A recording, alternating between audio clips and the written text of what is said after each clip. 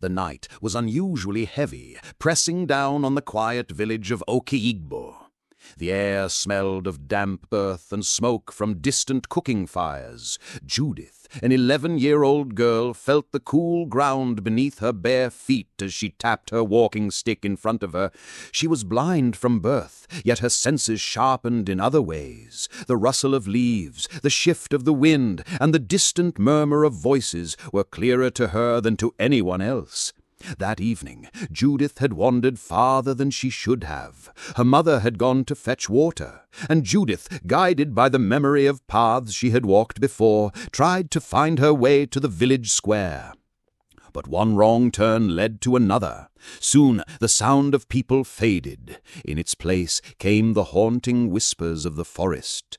She stopped and listened. The trees groaned with the weight of the wind. Somewhere an owl called, long and low. Judith gripped her stick tighter. "Mama," she whispered, but the word was swallowed by the dark.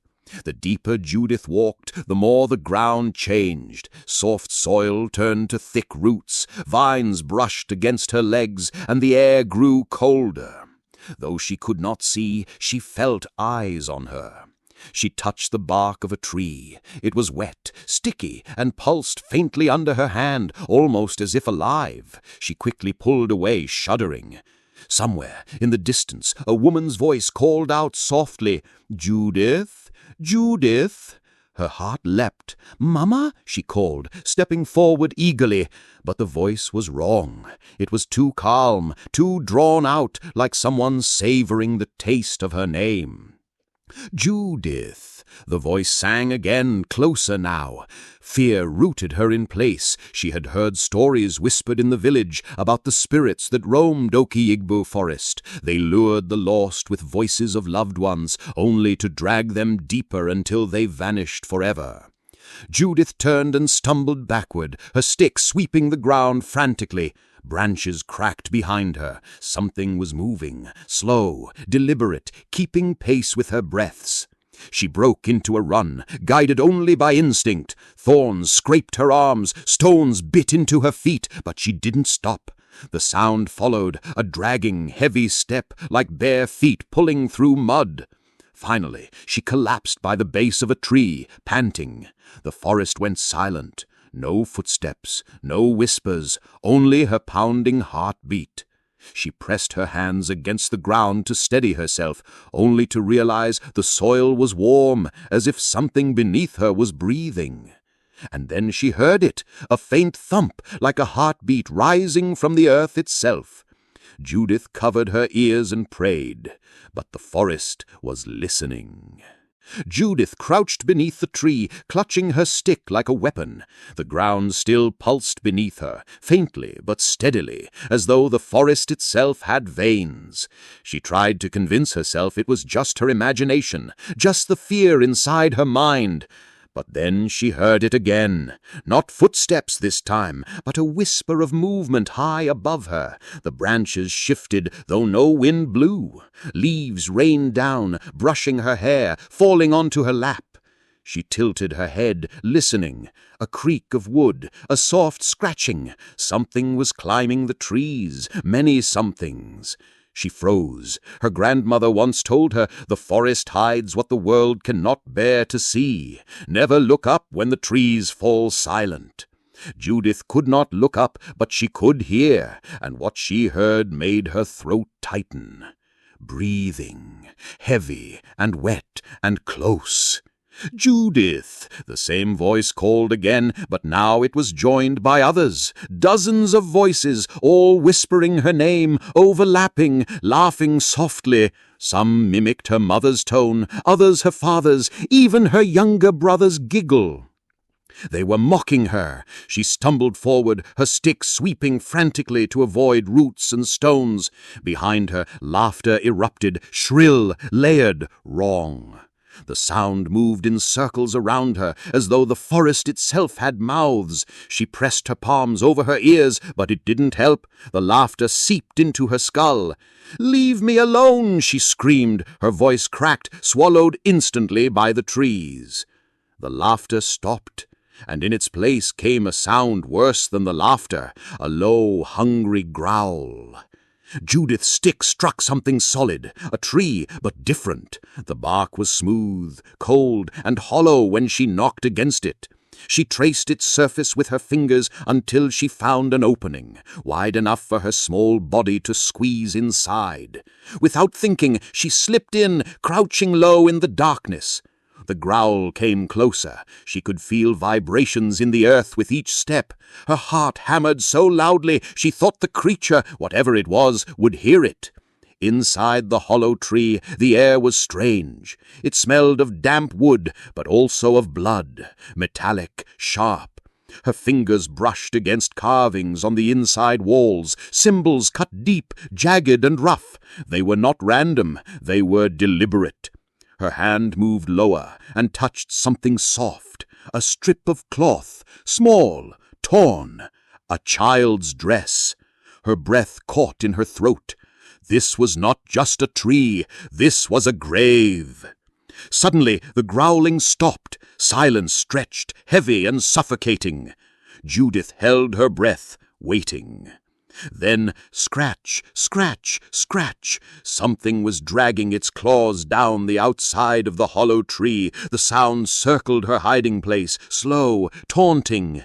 And then she heard voices again, but this time they weren't calling her name. They were whispering to each other. Another one. She is small. She cannot see. She will stay. Judith's stomach turned.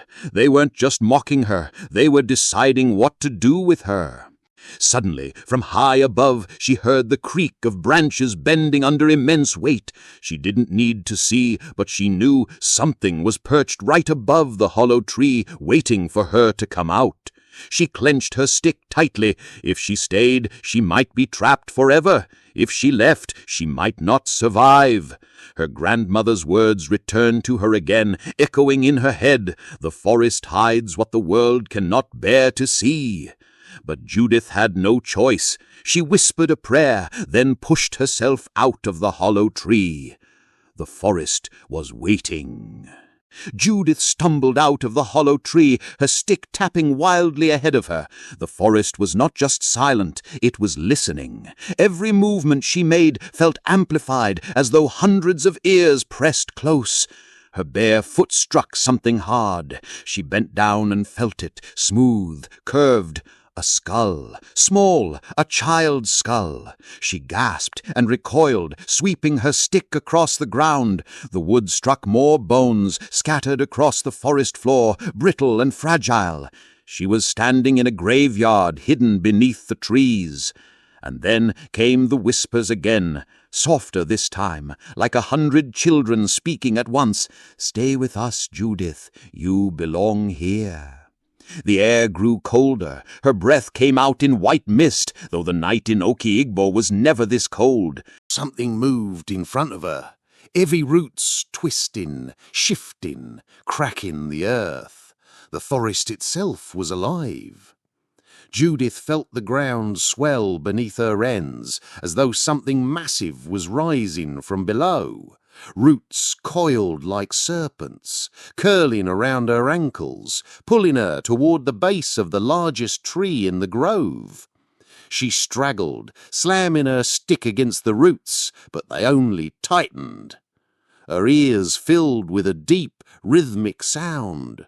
Thump, thump, thump. The same heartbeat she felt earlier.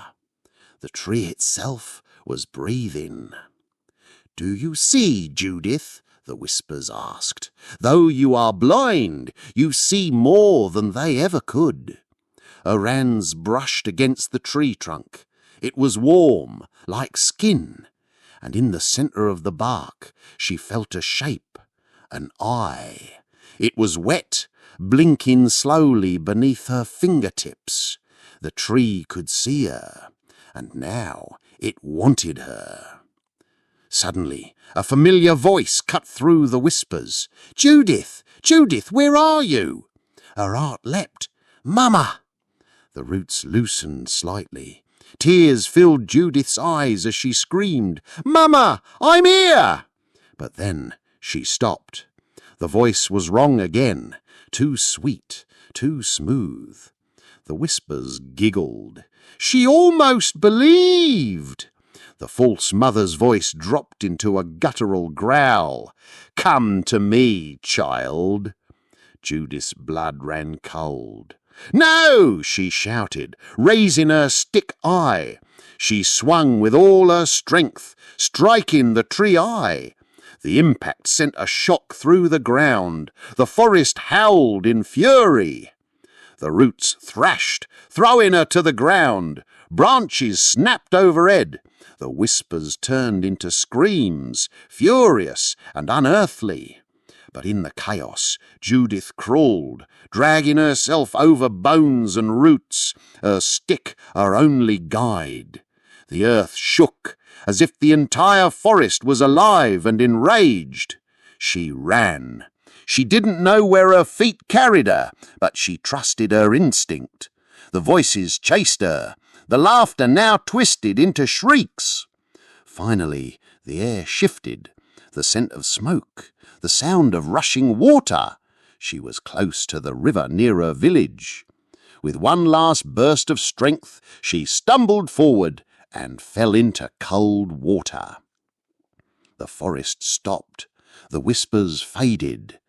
Judith gasped, clutching a rock, shivering in the current.